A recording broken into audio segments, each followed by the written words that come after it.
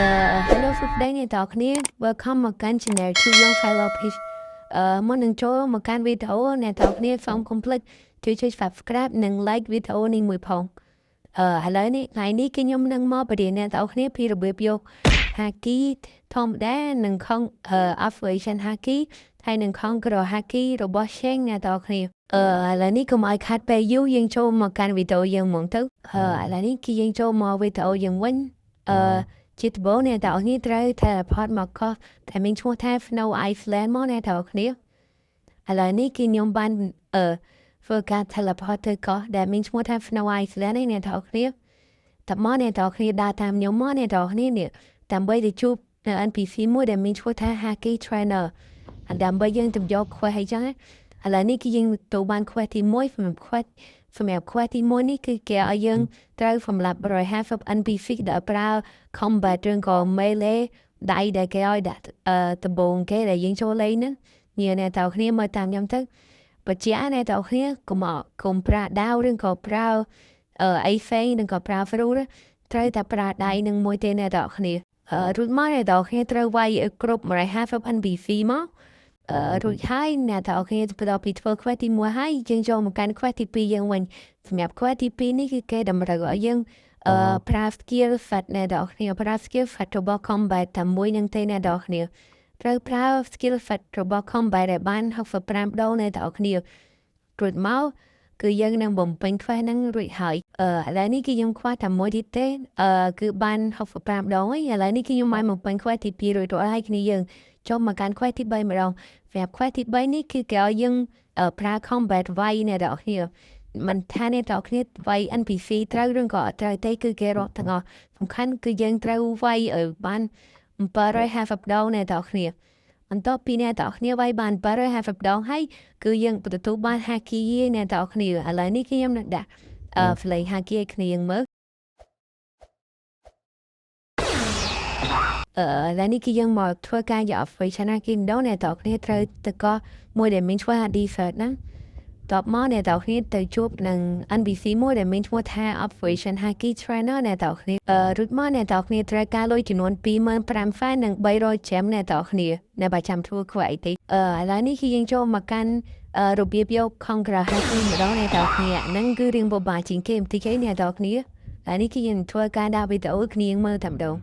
សួស្ដីអ្នកលេង File Page ទាំងអស់គ្នាថ្ងៃនេះគឺខ្ញុំមកប្រាប់អ្នកទាំងគ្នាពីរបៀបយក Conqueror Haki របស់ Sheng នៅក្នុង File Pageជាដំបូងគឺអត់មានប្របាទេអ្នកទាំងគ្នាទៅរកកន្លែង teleport មកព្រោះមកអ្នកទាំងគ្នា teleport ទៅកោះ Shibuya Station ដើម្បីទៅជួបនៅ NPC មួយចឹងហើយនេះគឺខ្ញុំនឹងធ្វើការដាក់ config វីដេអូដើម្បីដើរលឿនចឹងឥឡូវនេះគឺយើងបានដើរមកដល់ហើយដែលវាមានឈ្មោះថា Conqueror Haki Trainer ហ្នឹងយើងមកដើម្បីទៅយក quest ពីវាអ្នកទាំងគ្នាឥឡូវនេះគឺយើងចូលមកកាន់ quest ទី1សម្រាប់ quest ទី1គឺអត់មានអីពិបាកទេអ្នកទាំងគ្នាសម្រាប់ NPC ដែលប្រើ Haki យើងធម្មតាបើអ្នកទាំងគ្នាបាក់ Haki សម្រាប់ NPC ទេគឺវាអត់ឡើង quest ហ្នឹងទេឥឡូវនេះគឺវាមាន29ខ្ញុំនឹងធ្វើការបាក់ Haki វាយគ្នាយើងមើលចឹងណាហើយគ្នាយើងក៏ជិះឃើញថាវាឡើងដល់39ហើយហើយបន្ទាប់មកអ្នកទាំងគ្នាត្រូវបាក់ Haki សម្រាប់ NPC បាន500អ្នកមកអ្នកទាំងគ្នាហើយបន្ទាប់ពីខ្ញុំ AK យ៉ាងយូរមកគឺខ្ញុំបាន499នេះអ្នកទាំងគ្នាខ្វះតែមួយទៀតទេឥឡូវនេះគឺយើងក្របីចូលមកកាន់ quest ទី2សម្រាប់ quest ទី2នេះគឺអត់មានអីពិបាកទេគ្នាយើងអ្នកទាំងគ្នាគ្រាន់តែបើក Operation Haki ហើយអ្នកទាំងគ្នាឲ្យ NPC វាយ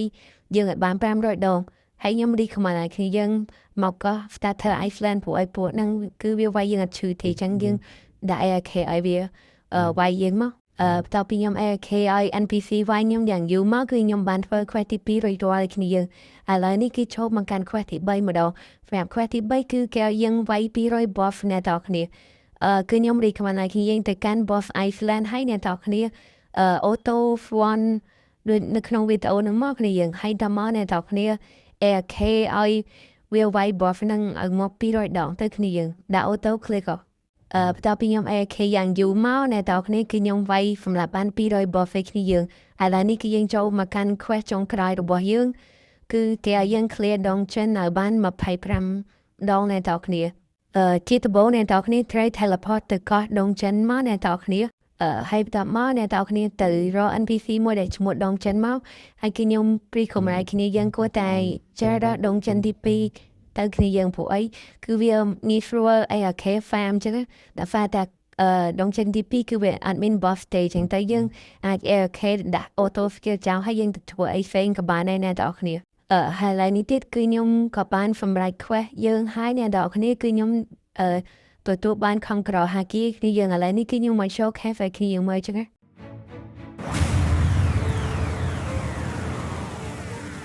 មួយទៀតគ្នាយើងបើអ្នកនរគ្នាត្រូវការធ្វើ free file of peace ឬក៏ត្រូវការ item file of peace ដូចជា clan reroll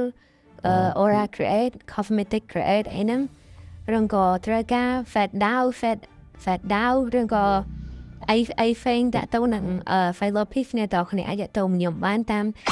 Telegram ដែលខ្ញុំដាក់នៅលើវីដេអូហ្នឹងរឿងហើយអ្នកនរគ្នា complete ជួយ join channel Telegram នេះមួយផងជាចុងក្រោយអ្នកនរគ្នា complete ជួយ subscribe និង like វីដេអូនេះមួយផងចឹងវីដេអូយើងក៏មានតែប៉ុណ្្នឹងទេបាយបាយមក